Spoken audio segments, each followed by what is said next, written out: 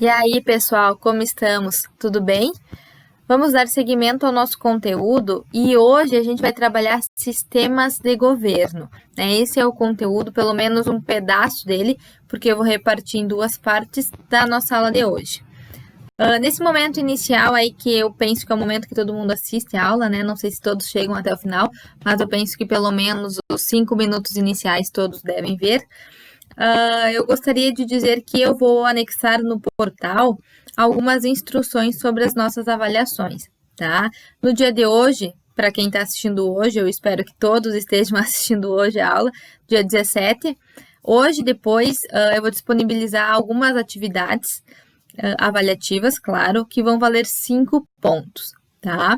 Na semana que vem, a gente vai fazer outras atividades que vai ser sobre os sistemas de governo, vai ser sobre parlamentarismo e presidencialismo, que a gente vai finalizar em outro momento, que também vão valer 5 pontos. Então, a gente vai somar as atividades de hoje com as atividades da semana que vem e vocês terão até 10 pontos e será a primeira nota lançada no portal.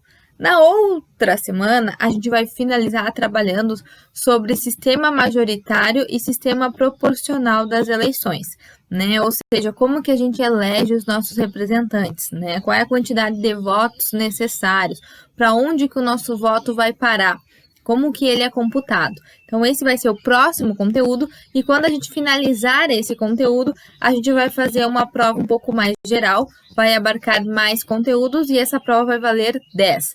Então, vocês terão 2 notas de até 10 pontos. E, por último, eu vou somar todos os trabalhos que vocês fizeram, de quem fez, claro, e vai somar como terceira nota. Então, vocês terão 3 notas no portal, aí no decorrer das próximas 2 semanas. Tá bem? Bom, começando então a nossa aula de hoje, como eu havia dito, sistemas de governo. O que são sistemas de governo? Os sistemas de governo é aquilo que vai estudar e que vai detalhar como que ocorre o poder entre os poderes, né? Ou seja, como que o governo, a função de governar, se dá dentro do país, levando em consideração as relações que existem entre os poderes. E quando eu falo relação entre os poderes, dentro do sistema de governo, a gente vai se referir a 2 poderes em específico, que é o executivo e que é o legislativo. Então, no sistema de governo, a gente vai estudar isso, a questão do governo, do poder, mas em uma relação entre os poderes. Eu coloquei ali um conceito para vocês, né, para a gente fazer a leitura, então.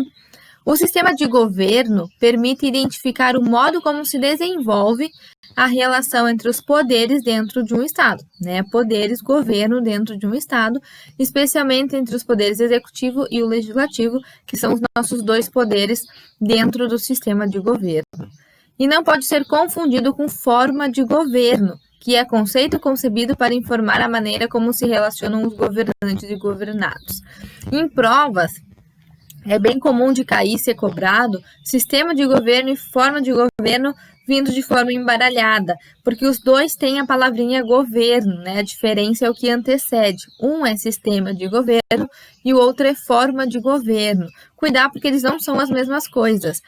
Forma de governo a gente já estudou nas aulas anteriores, e forma de governo é como se dá o governo, o poder, mas o ponto de análise na forma de governo é em relação aos governantes e governados. Essa é a relação que a gente tem. Por isso que nesse ponto de forma de governo, a gente estudou monarquia, república, que é como o poder ocorre dentro da sociedade. Qual é a relação de poder que a gente tem entre quem governa e entre quem é governado? Isso é forma de governo. Sistema de governo não é essa relação de governante e governado que a gente tem. Sistema de governo é uma relação entre os poderes, executivo e legislativo. Então, como sistema de governo, a gente vai enquadrar 2 como principais sistemas de governo que a gente tem no mundo hoje: o parlamentarismo e o presidencialismo. Já adiantando, e eu sei que todos vocês já sabem, a gente, Brasil, adota como sistema de governo o sistema presidencialista. Mas eu vou começar pelo inverso, eu vou começar pelo parlamentarismo, porque ele é a grande tendência mundial, né? Se diz, e é normalmente, corriqueiro se ouvir falar que países de primeiro mundo, países mais desenvolvidos, adotam o sistema parlamentarismo. Claro que com exceção dos Estados Unidos, que é o berço do presidencialismo, né? A gente adota o presidencialismo dos Estados Unidos, mas grandes países, grandes potências adotam o parlamentarismo, que é por ele que a gente vai começar, e também porque, por não ser o nosso sistema, é um sistema mais distante, diferente do que a gente habitualmente adota ou é acostumado a ouvir, então pode causar um pouco de estranheza. E também porque tem umas regras específicas que eu particularmente acho muito legal de estudar, mas pode causar algum tipo de confusão depois, então a gente começa por ele, tá? Depois presidencialismo a gente só vai porque é a nossa realidade de hoje, então é mais fácil para compreender, beleza? Bom, parlamentarismo. Acompanhem aí no material de vocês. É o sistema de governo em que o poder se dá de forma harmônica entre executivo e legislativo. Pessoal, já havia dito para vocês, está previsto na nossa Constituição, salvo engano no artigo 2º da Constituição, que os poderes eles são harmônicos e independentes entre si, né? O que nós adotamos aí como um dos nossos princípios basilares. Os poderes são harmônicos e independentes entre si. O que a gente vai perceber em relação ao parlamentarismo é que os poderes eles são muito mais harmônicos do que independentes. A gente trabalha com uma conexão, com uma interligação entre executivo e legislativo que façam com que eles trabalhem sempre juntos, que é uma coisa um pouco mais distante da nossa realidade brasileira enquanto presidencialismo. No parlamentarismo existe uma ligação, um elo muito mais forte entre o executivo e o parlamentarismo. Por isso que o coração do parlamentarismo gira em torno da questão da harmonia entre esses poderes.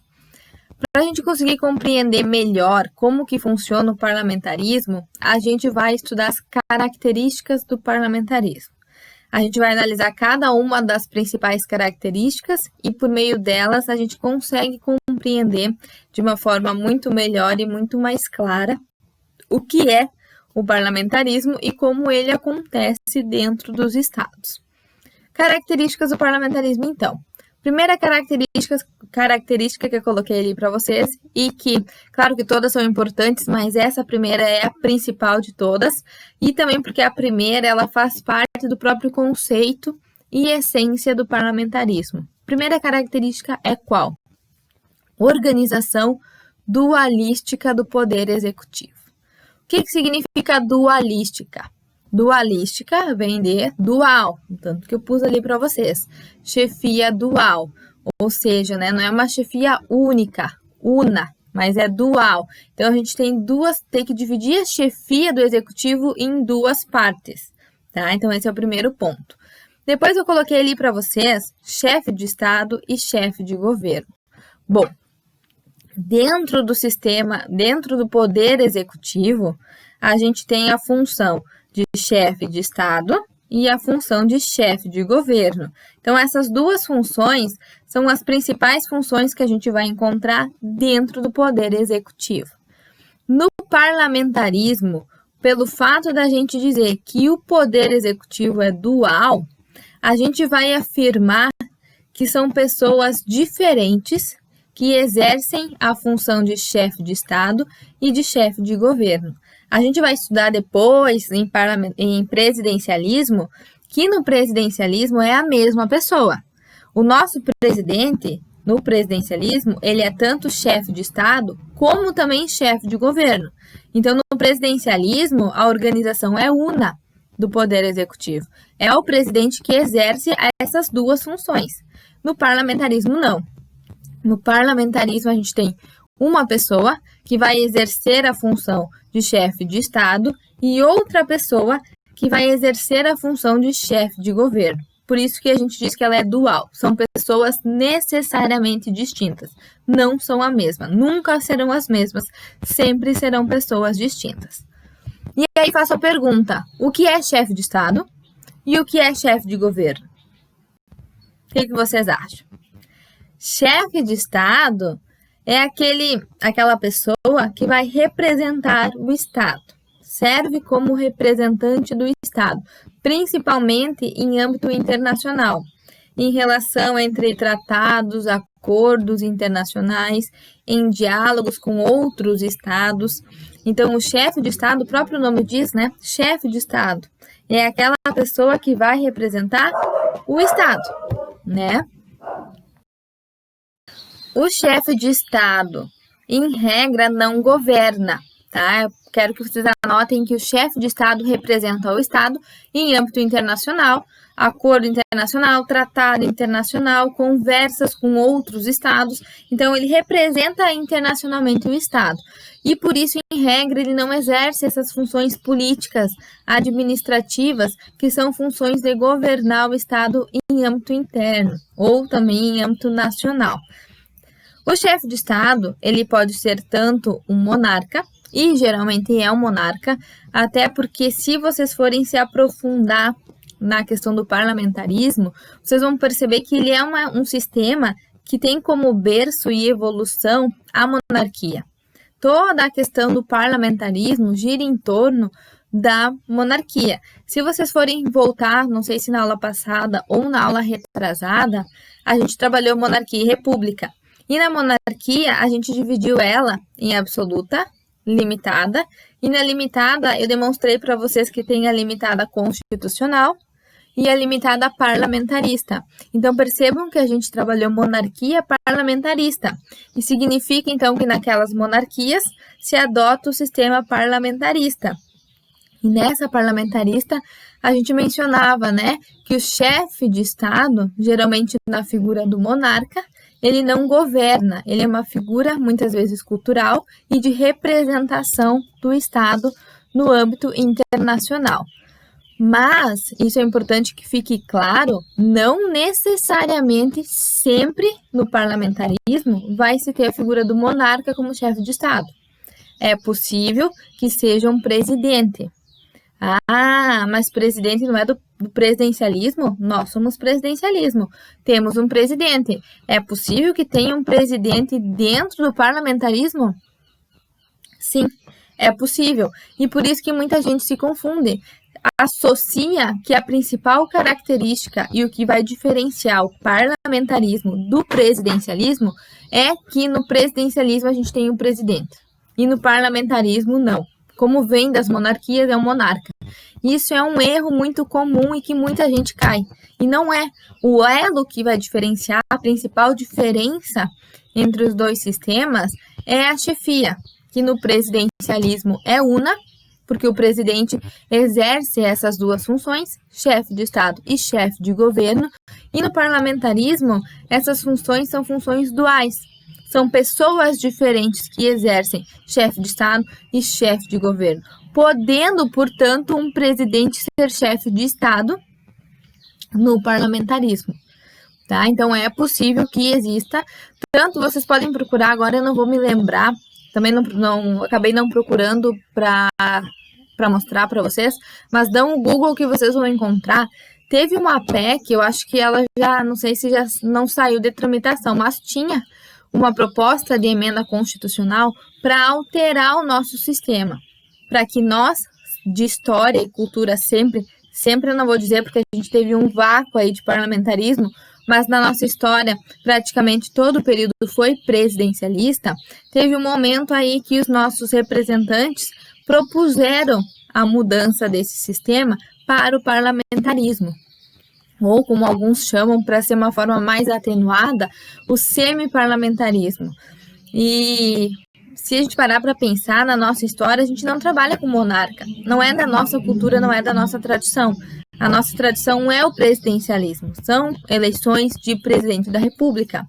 Então, se caso viesse a ser implementado o parlamentarismo no Brasil, é claro que a gente não ia fazer nascer um monarca, né? Não tem fundamento mudar de sistema e muda toda a nossa estrutura e tradição e coloca um monarca porque a gente agora é parlamentarista. Não, né? Se isso ocorresse, se viesse essa transformação no Brasil de abandonar o presidencialismo e pegar o parlamentarismo e implementar, é claro que o nosso chefe de Estado seria o presidente da República. Tá? Então, é possível que exista parlamentarismo dentro de uma ideia de presidência, né, de presidente da República. Tá? E o chefe de governo, então, é aquela pessoa que fica no âmbito interno do Estado. E aí sim, administra e trata de questões políticas do Estado. É quem de fato governa. Então, chefe de governo também vem no próprio nome. Chefe de governo é quem governa, quem exerce as funções políticas, as funções administrativas do Estado. No parlamentarismo, quem exerce a função de chefe de governo é o primeiro-ministro. Eu penso que, principalmente nesses momentos que a gente muito fala de política, de crise, vocês devem ouvir falar, o primeiro-ministro do Reino Unido, o primeiro-ministro emitiu um comunicado. O primeiro-ministro é o chefe de governo desses países, é quem administra o país, é quem toma decisões políticas, é quem de fato governa aquele país. Esse é o chefe de governo.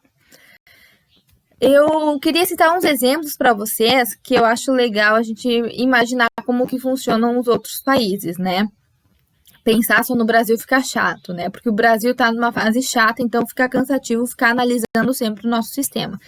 Então eu pensei em trazer uns exemplos para ver como que o parlamentarismo ele é aplicado mundo afora, Para ver como é bacana a gente começar a pensar um pouco diferente. Peguei 2 exemplos para vocês. O primeiro exemplo é o Canadá. O Canadá, poucos sabem, mas o Canadá é um território que fica aqui na América, mas que faz parte da coroa britânica, lá da Inglaterra. Embora esteja aqui, ele faz parte da coroa britânica. E o Canadá, ele é denominado de democracia parlamentarista. Ou seja, o sistema de governo que o Canadá adota é o parlamentarismo. Vejam que ele está grudado no Canadá, ele está grudado nos Estados Unidos, que a essência sempre foi a presidencialista, mas o Canadá não é presidencialista, ele é parlamentarista. No Canadá, e isso eu acho que é muito interessante, pouca gente sabe, o chefe de Estado, que é aquele que representa o país internacionalmente e pode ter um fundo cultural, inclusive, vocês sabem quem é? O chefe de Estado do Canadá? A Rainha Elizabeth. A Rainha Elizabeth é a mesma rainha da Inglaterra, porque eu acabei de dizer que o Canadá é um território que pertence à coroa britânica e eles possuem, portanto, a mesma rainha. Não existem 2 reis ou 2 rainhas da coroa britânica, é só a Rainha Elizabeth. Então vejam que ela está lá na Inglaterra, mas ela é o chefe de Estado do Canadá. A Rainha Elizabeth. Poucos sabem disso, E eu acho muito bacana que a gente traga esse tipo de informação.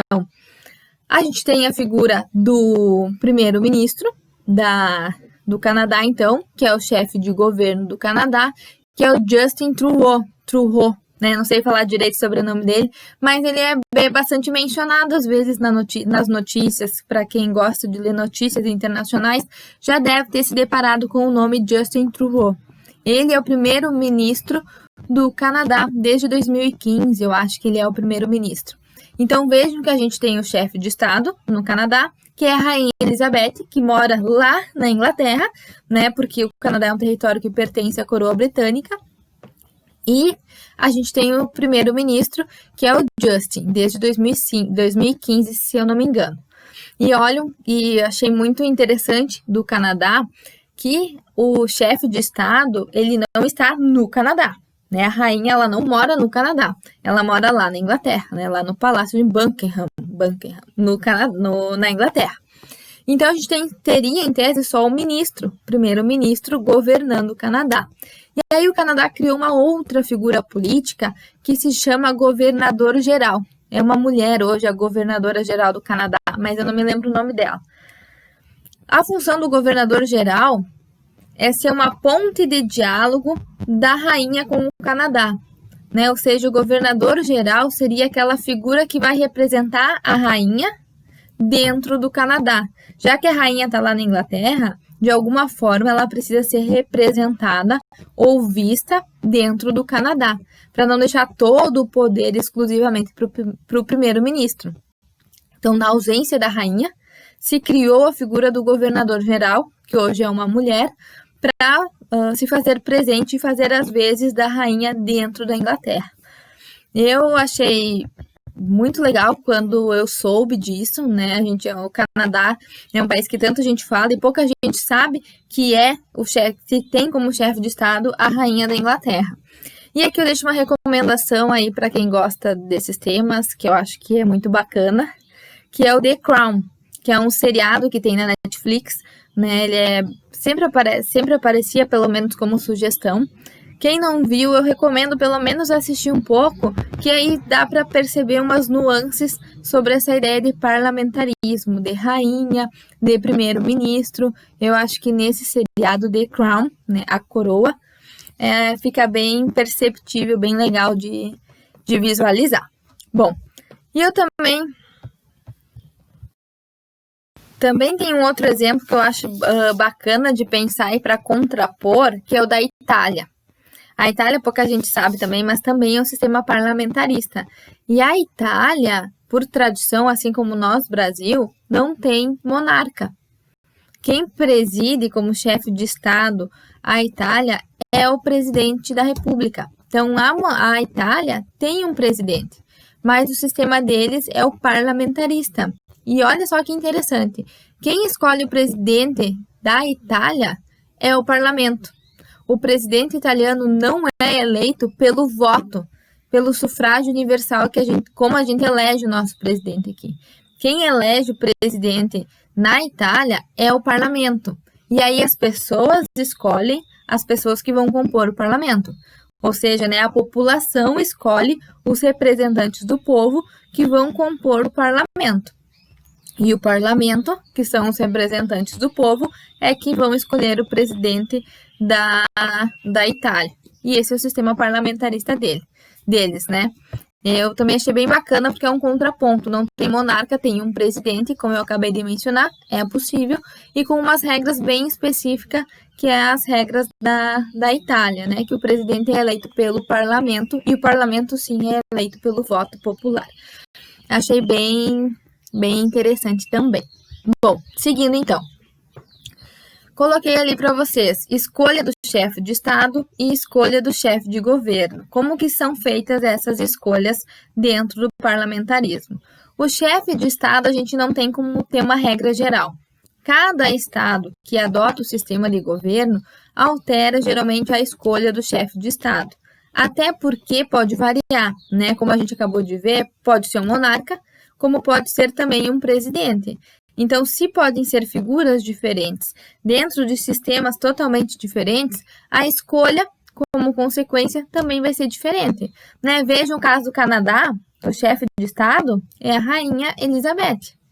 Como que ela é escolhida? Como que se escolhe? Ai, me deu uma coceira no olho agora. Como que se escolhe como chefe de Estado? Por uma questão hereditária, por uma questão sucessória. Né? Ela não é eleita pelo voto popular, né? Por uma questão de herdeiro da coroa. É assim que se escolhe o chefe de Estado na Inglaterra e, como consequência, no Canadá. Agora, na Itália, como eu mencionei para vocês, a gente tem um presidente da República que não é eleito pelo voto popular, é eleito pelo voto do parlamento, o parlamento que escolhe o presidente da Itália. E a população, o povo, então, elege quem serão os parlamentares. Então, a gente também tem uma regra diferente em relação à Itália. Então, o chefe de Estado, o jeito que ele é escolhido, vai depender de que país a gente vai trabalhar, de que país a gente vai analisar. A gente não tem uma regra geral para isso. Agora, no chefe de governo, sim. Né, o chefe de governo, onde quer que seja, vai ser o primeiro-ministro.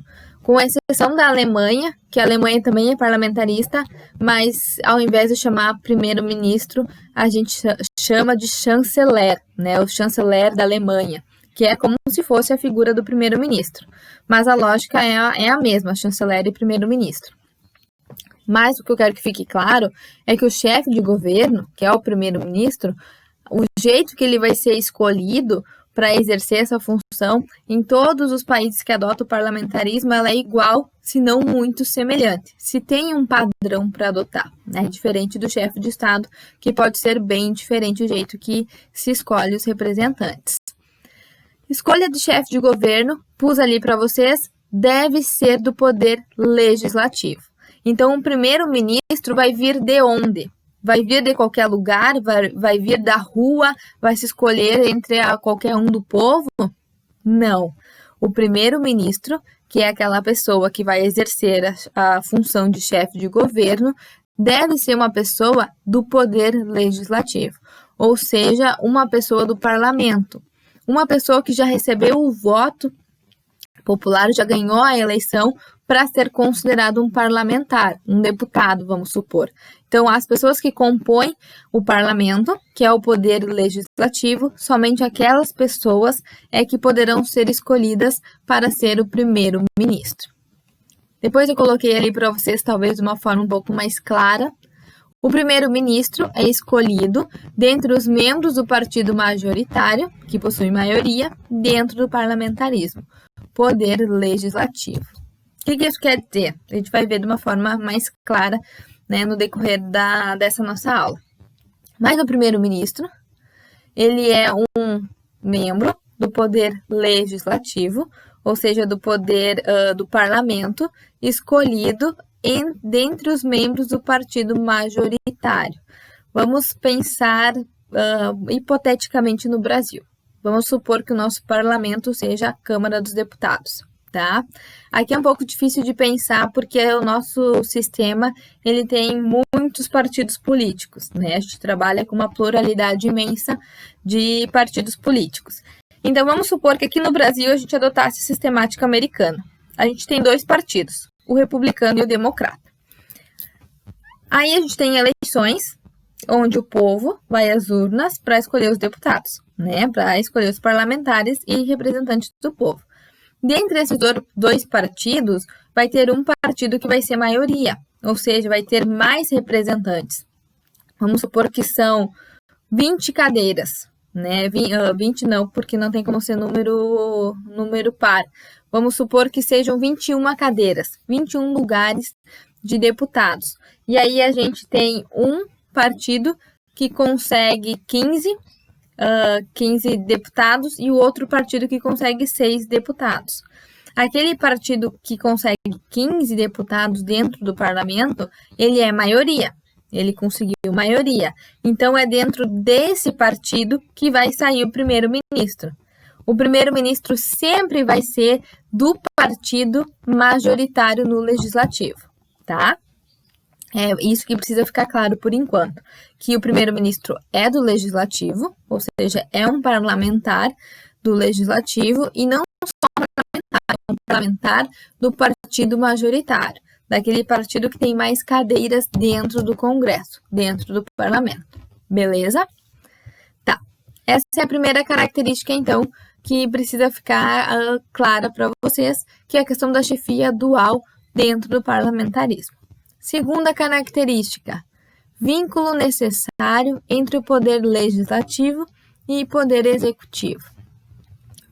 Retomando alguns pontos para a gente se aprofundando cada vez mais, quem escolhe o primeiro-ministro é o parlamento, que eu acabei de mencionar, dentro do partido majoritário.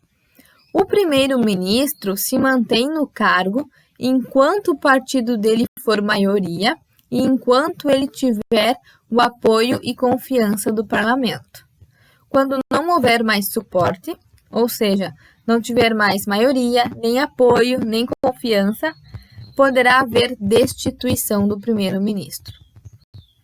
Não há tempo determinado da chefia do governo. Pode durar dias, meses ou anos. Pessoal, o que isso quer dizer? Vínculo necessário. Esse vínculo necessário trabalha justamente com a questão da harmonia, que eu mencionei bem lá no início para vocês. Ele é um sistema harmônico porque legislativo e executivo trabalham juntos, de forma conexa. Vejam só, né? Tentem imaginar de uma forma mais distante como é que se dá essa forma, esse sistema de governo.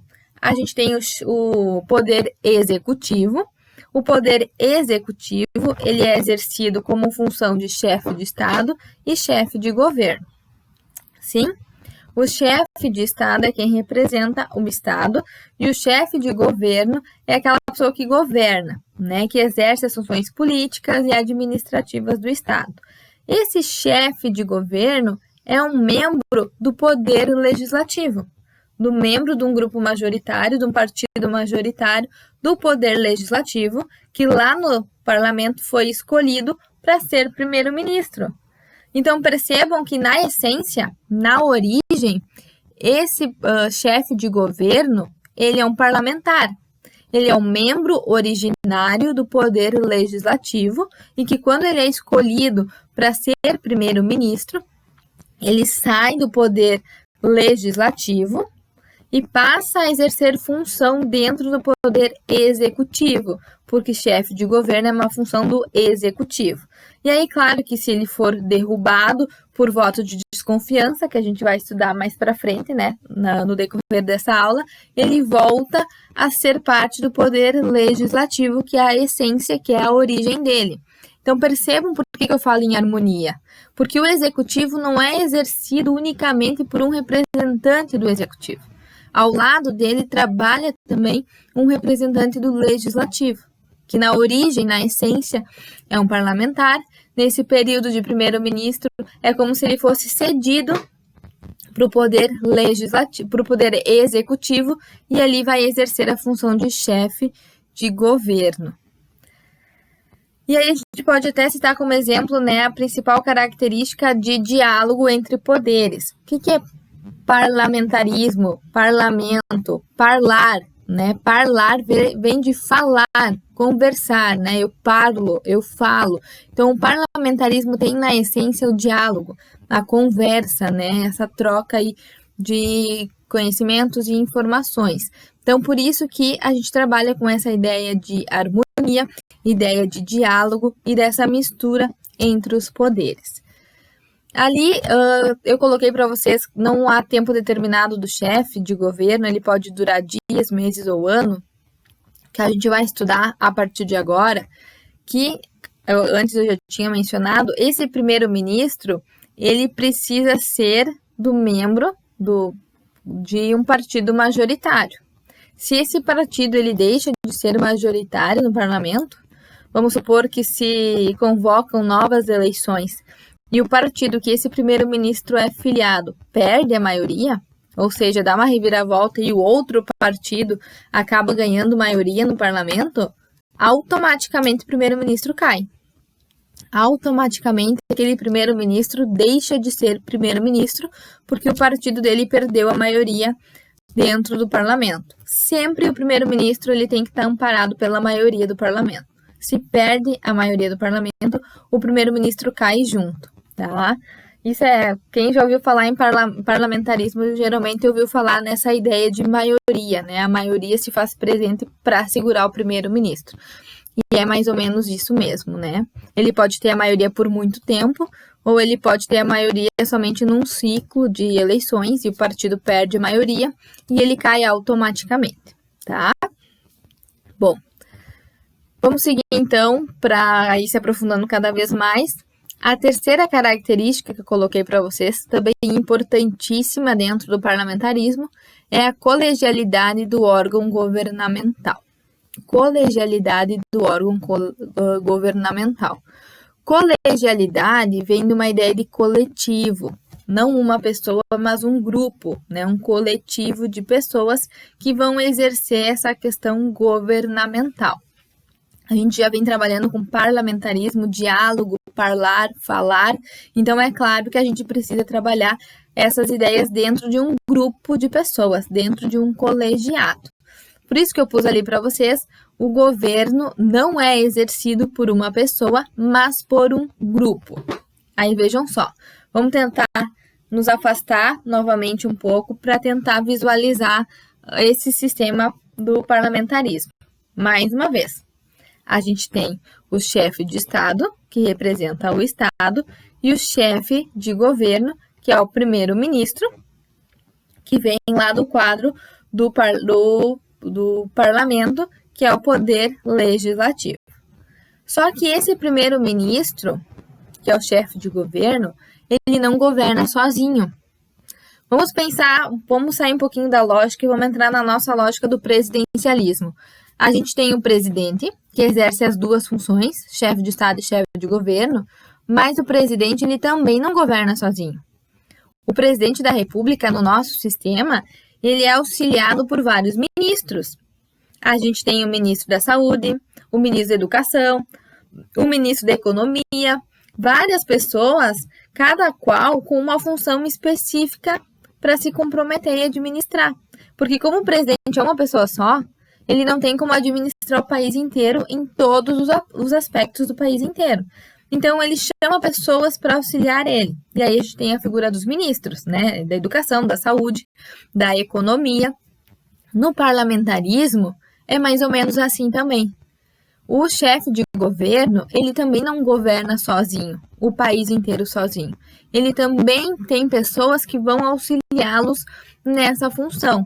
E essas pessoas também vão ser chamadas de ministros.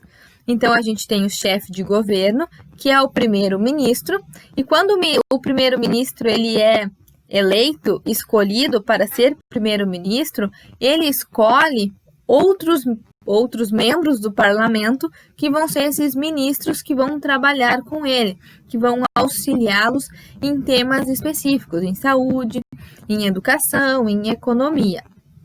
E esse grupo de ministros que vão auxiliar o primeiro-ministro é chamado de gabinete. Então, mais uma vez, a gente tem o chefe de Estado, que já está claríssimo, né? O chefe de Estado, e a gente tem o chefe de governo. O chefe de governo é representado pelo primeiro-ministro, e juntamente com o primeiro-ministro, a gente tem um gabinete. Esse gabinete é composto por ministros que o primeiro-ministro escolhe para auxiliá-los.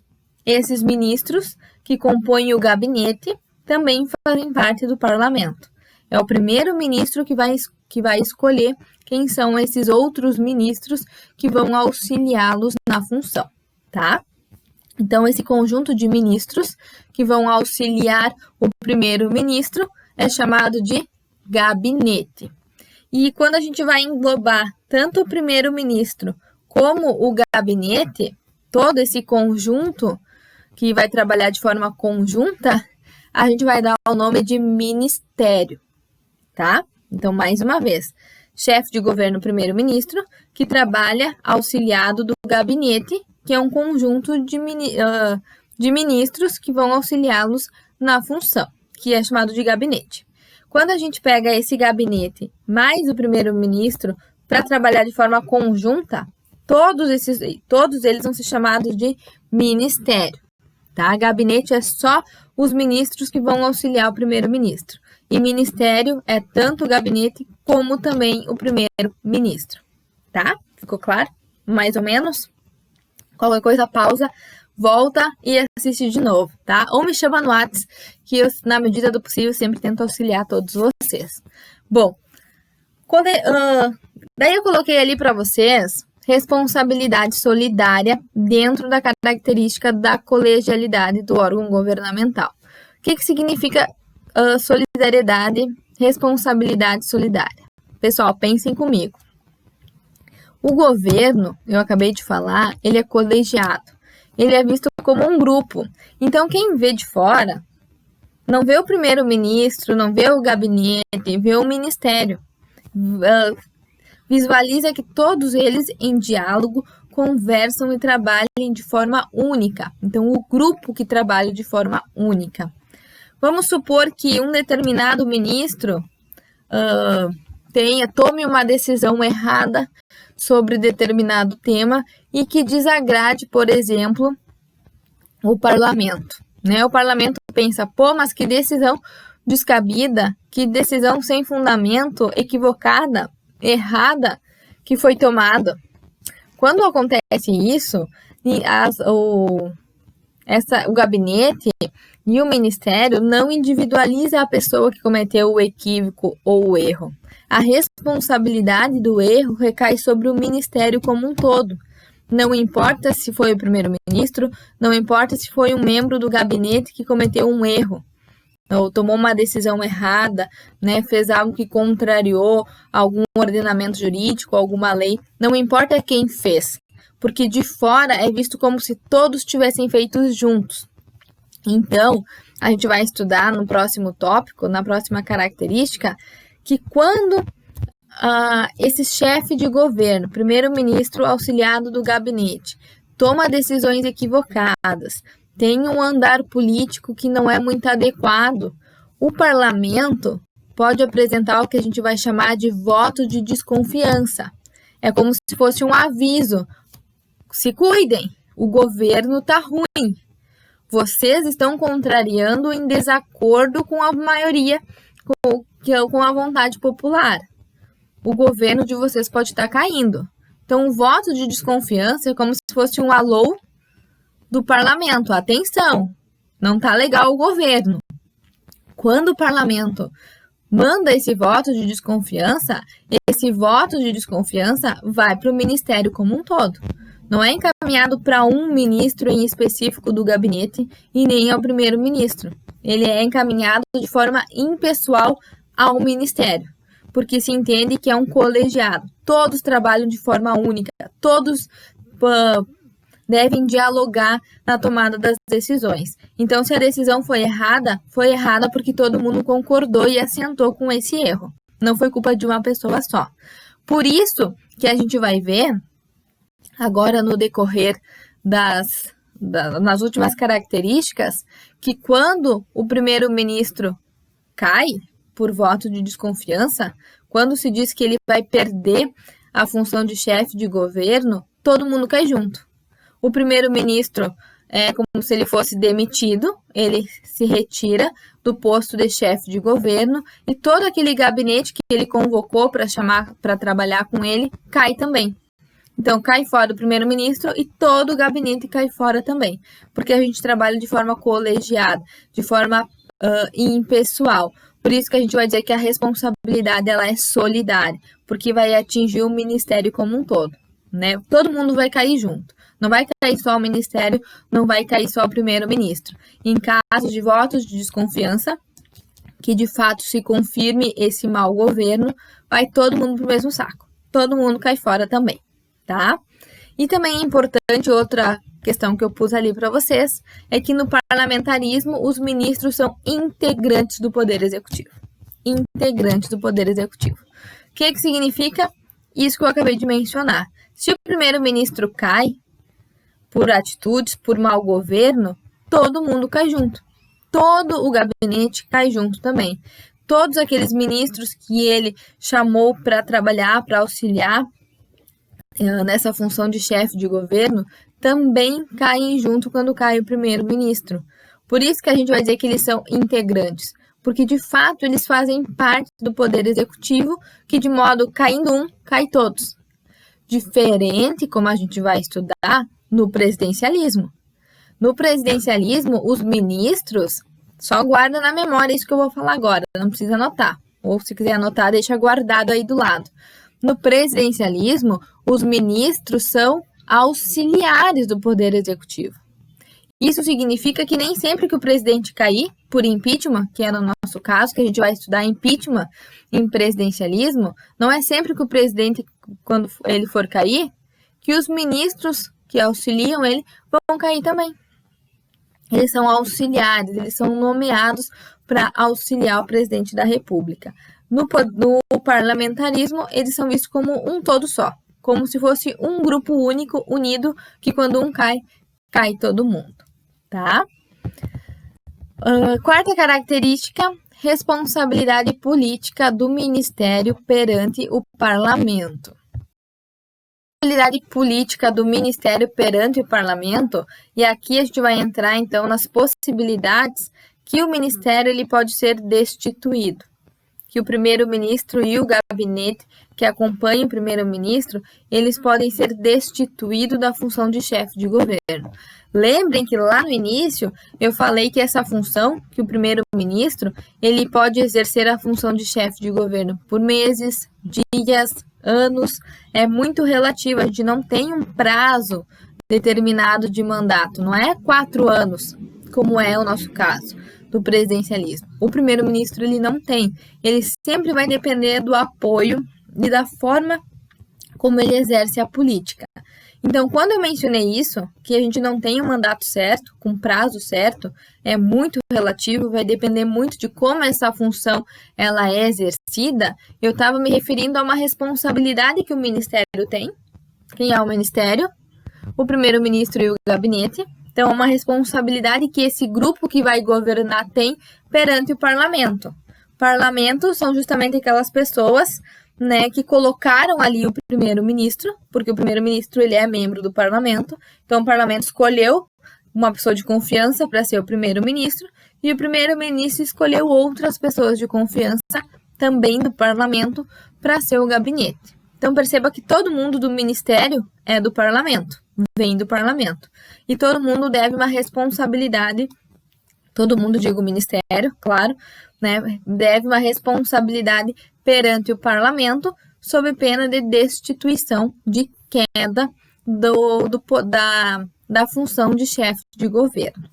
No início, eu havia mencionado como uma possibilidade de destituição, de queda, a questão da perda da maioria parlamentar, que é o que eu coloquei ali para vocês, né? A primeira hipótese que pode ocorrer a queda do primeiro-ministro, ou seja, quando se tem novas eleições para parlamento, o partido que até então era a maioria e que era o do primeiro-ministro, ele se torna minoria, perde a maioria parlamentar e o outro partido ou os outros partidos adquirem maior número de representantes do que o do primeiro-ministro. Automaticamente, o primeiro-ministro é destituído, porque o principal requisito do primeiro-ministro é que ele seja membro do grupo do partido majoritário do parlamento. Ele precisa ser da maioria. Se não for da maioria, ele não pode ser primeiro-ministro. Então, se com novas eleições o partido dele perde a maioria, ele não é mais maioria e automaticamente ele tem que se retirar. Ele é destituído da função de chefe de governo. E a gente tem uma outra possibilidade de destituição, de queda do ministério, que é por meio do voto de desconfiança, que eu há pouco mencionei, né? Que é como se fosse aquele alerta, aquele aviso de uma mal política, né? Que o ministério ele não está exercendo a política de uma forma adequada, está tomando decisões, está tendo posturas que está desagradando o parlamento, e o parlamento são pessoas que são representantes do povo. Então, como consequência, se não agrada o parlamento, também, em tese, não agradaria o povo, já que o parlamento são os representantes do povo. Coloquei ali um breve conceito e explicação sobre voto de desconfiança. Vejam lá. Se um parlamentar desaprova, no todo ou em parte, a política desenvolvida pelo primeiro-ministro, propõe um voto de desconfiança, né? Que é como esse aviso, alô, alguma coisa não está legal nesse governo.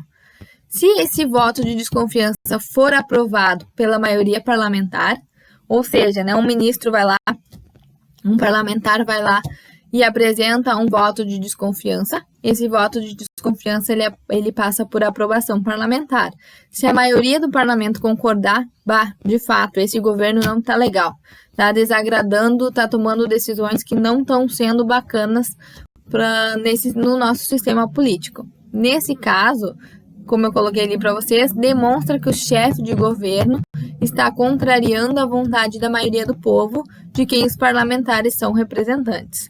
Isso parece que hoje já não é muito adequado, porque a gente tem a crise de representatividade, né? Então, muitos dos que nos representam, na verdade, não nos representam.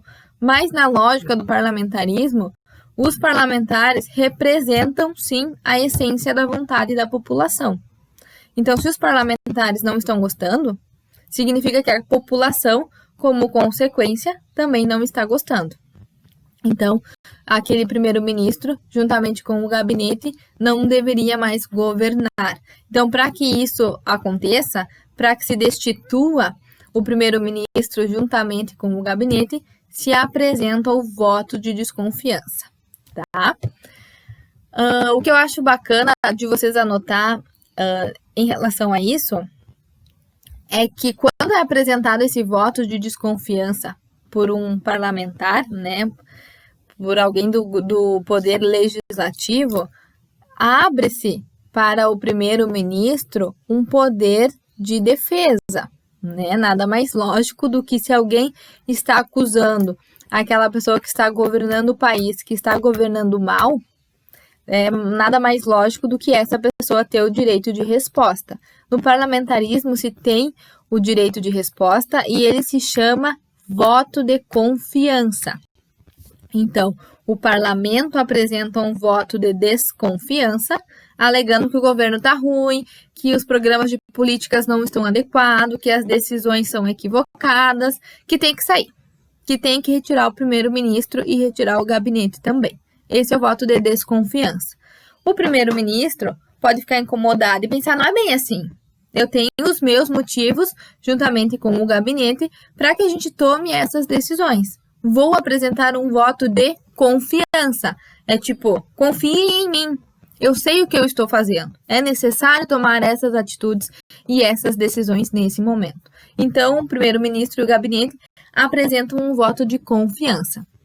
E aí vai para a decisão do parlamento, que pode concordar com o voto de confiança e falar, ok, fique, né, permaneça governando, ou discordar. E aí falar, não nos convenceu com esse voto de confiança, pode sair daí. Então, ocorre a queda, a destituição do chefe de governo, primeiro-ministro, juntamente com o gabinete, por meio do voto de desconfiança. Compreenderam? Percebam que o primeiro-ministro e o gabinete, ou seja, o ministério como um todo, eles precisam estar praticamente o tempo inteiro jogando com o parlamento. Sim?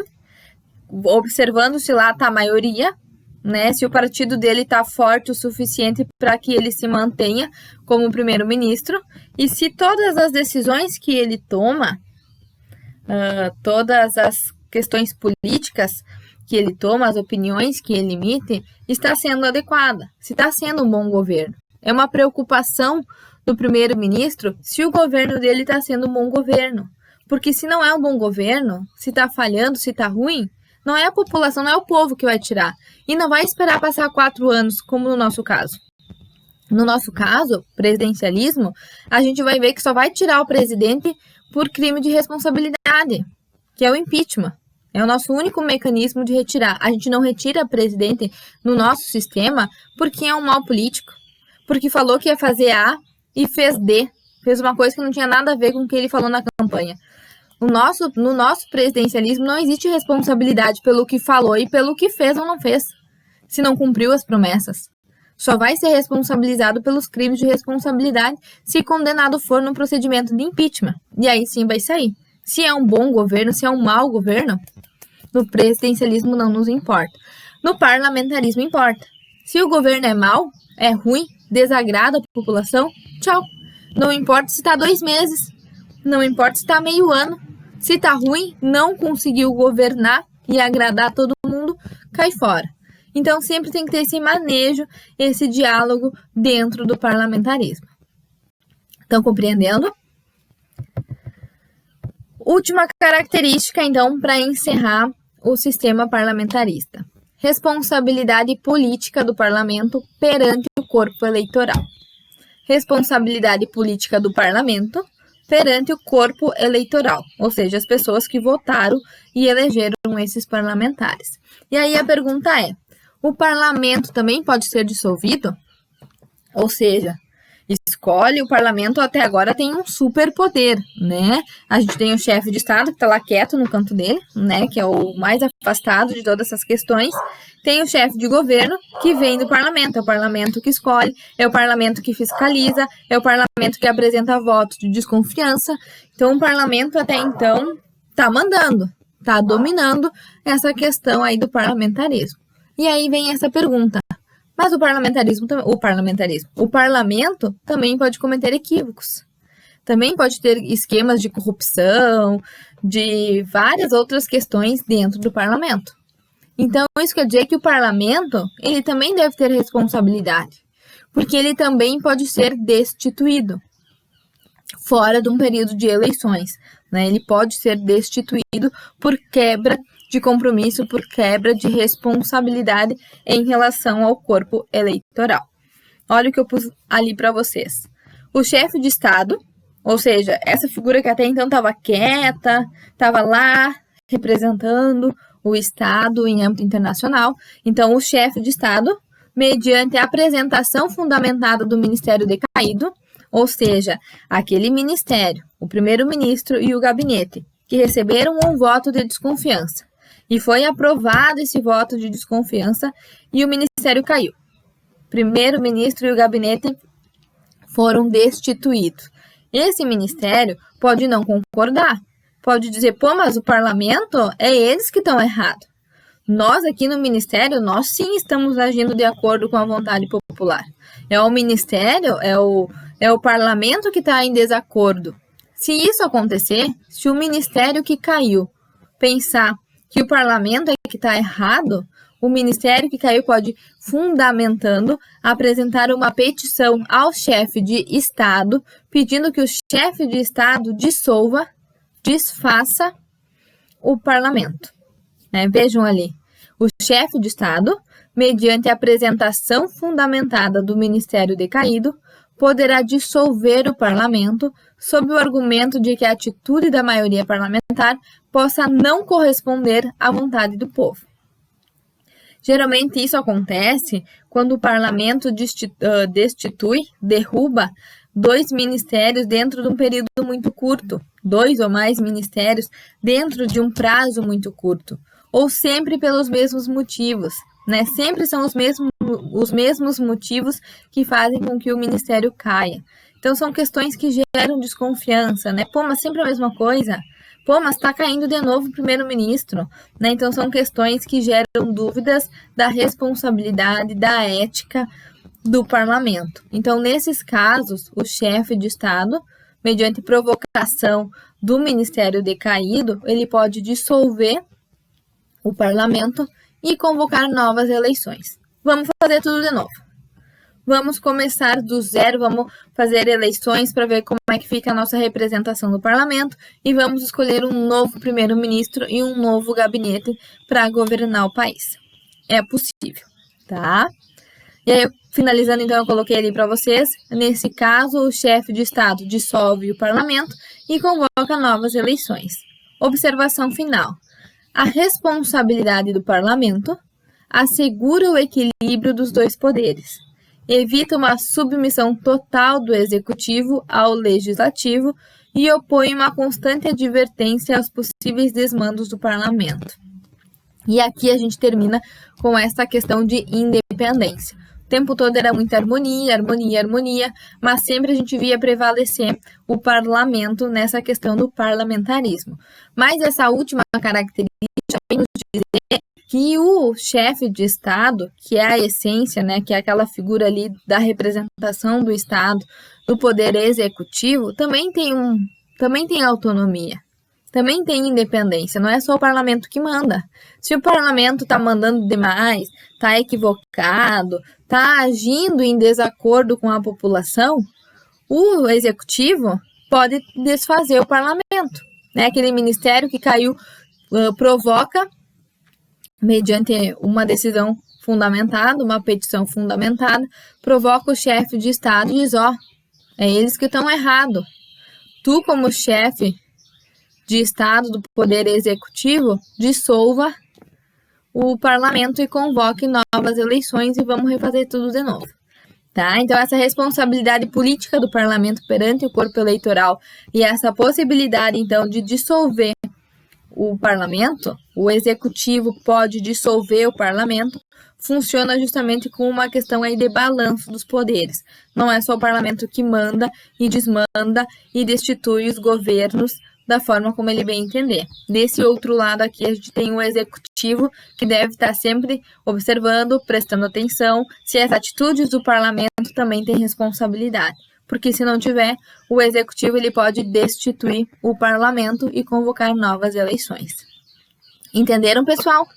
Isso é o sistema parlamentarista, É um sistema que é adotado em vários países mundo afora e hoje a gente tem ouvido cada vez mais alguns defensores em nome do parlamentarismo, para que a gente consiga ter uma ideia de governo bom, que se o governo for ruim, a gente consegue tirar antes ou mais rápido aquele governante, não precisa esperar passar os 4 anos, né, todo o mandato. É bom, não é? Eu acho que é bacana, é uma forma que eu acho que a gente evitaria aí alguns conflitos desnecessários e a questão da crise de representatividade, que dentro do parlamentarismo ela é um pouco mais difícil de acontecer, né? Justamente porque é muito fácil de se mudar de governo para conseguir que aquela população seja representada. Mas, para o Brasil chegar ao ponto de adotar o parlamentarismo, eu acho que a gente tem que crescer muito, evoluir muito e saber eleger os nossos representantes, os nossos deputados. Porque se a gente for pensar nos deputados que a gente tem hoje, né, vamos deixar os senadores de lado, pensar nos deputados, que é quem nos representam de fato. Agora imaginem um primeiro-ministro, que é quem vai governar o país, sair de lá de dentro. E daí do partido que tem maioria.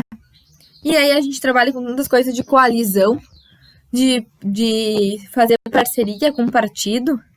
Vocês acham que ia dar certo o parlamentarismo do jeito que a gente elege os representantes ou como a gente fiscaliza os nossos representantes? Eu não sei. Eu acho que o parlamentarismo é muito legal. E eu acho que ele tem muito a demonstrar como evolução de uma sociedade democrática, né, afastando algumas crises que hoje existem no nosso governo, que o parlamentarismo poderia afastar. Mas eu abro parênteses aí, que eu não sei se no jeito que é hoje, olhando para os nossos representantes e do jeito que a gente fiscaliza, como a gente exerce o nosso poder hoje, como democracia participativa, daria certo um parlamentarismo na nossa sociedade. Não sei. O que vocês acham? Também não sei, mas fica como questionamento para a gente refletir um pouco. Na próxima aula a gente vai estudar presidencialismo e aí sim a gente vai estudar o nosso sistema e vai estudar o que muitos gostam também dentro da ciência política, que é o processo de impeachment. Como que acontece, como que a gente tira o nosso presidente, o nosso representante da presidência. Então, isso fica para a nossa próxima aula, tá bem? Um grande beijo, espero que tenham gostado, espero que tenham compreendido. Beijos e abraços de amor, de carinho, de luz e de muita energia positiva nesse momento caótico. Espero você semana que vem.